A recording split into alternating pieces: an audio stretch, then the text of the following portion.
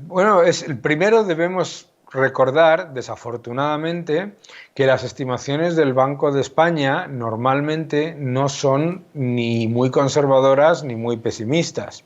Entonces, lo que nos está mostrando es la velocidad a la que se deteriora y la agresividad con la que se deteriora la economía española, porque recordemos que hace muy poco tiempo estábamos hablando de una caída a lo mejor del 8%, ya estamos hablando de una caída del 11% que puede llegar hasta el 15% y que además la recuperación, y esta es la parte clave, la recuperación será muy lenta y además con mucho mayor desempleo de lo que se estimaba.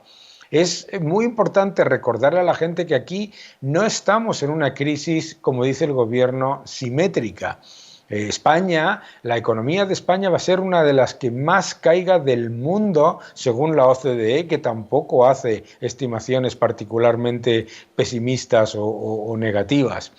Y además, la combinación de mayor caída con mayor desempleo es única en el mundo en el caso de España. Y todo esto viene por una diferencia absolutamente clara con respecto a otras economías similares, incluidas algunas economías del sur de Europa, como Portugal o Grecia, que lo hacen mucho mejor. Incluso Italia, que nos decían que iba a ser la economía más afectada, nosotros esa combinación en España es peor que en cuanto a caída de PIB y aumento de desempleo. ¿Qué es lo que pasa?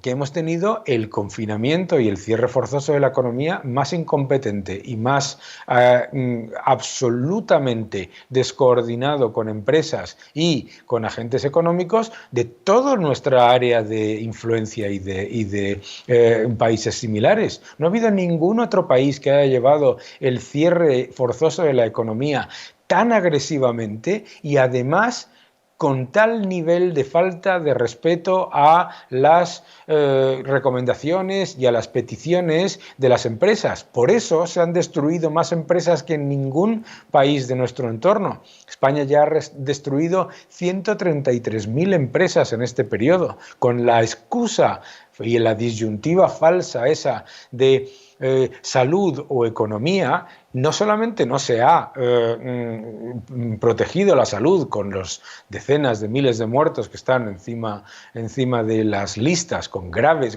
diferencias entre los muertos oficiales y los no contabilizados, sino que además económicamente es muchísimo peor que países con los que muchas veces nos comparan o nos queremos comparar.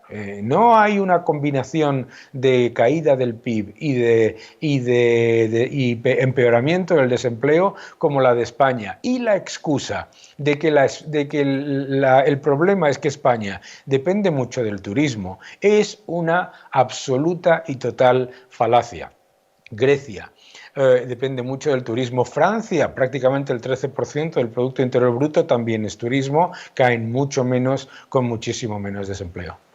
Efectivamente, respecto al desempleo, las previsiones del Banco de España es que el paro crecerá entre el 18,1 y el 22,3%, y lo peor que nos dice es que la recuperación será lenta y que en el 2020 todavía tendremos un desempleo en torno al 17%. ¿Realmente va a durar tanto? Pues la recuperación depende de los escollos que ponga el gobierno.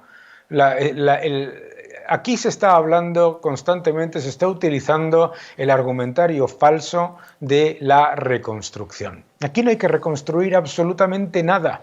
El tejido industrial, la capacidad empresarial, el talento, la inversión, la tecnología, todo está completamente intacto. Aquí lo que hay es un gobierno que ha decidido que sabe más que las empresas, más que los autónomos, más que todo el mundo, que todo el resto de los agentes económicos, las familias y las empresas están supeditados a sus ideas y que además toma decisiones sin ningún tipo de coordinación con los agentes económicos. Vuelvo a comentar cómo, por ejemplo, en el comité que se está creando, que se ha creado en Italia para la recuperación económica, se han pedido la ayuda y está liderado por personas de empresa. Nosotros tenemos un supuesto comité de reconstrucción que está formado por gente que jamás ha creado un puesto de trabajo. Entonces, el gran problema en España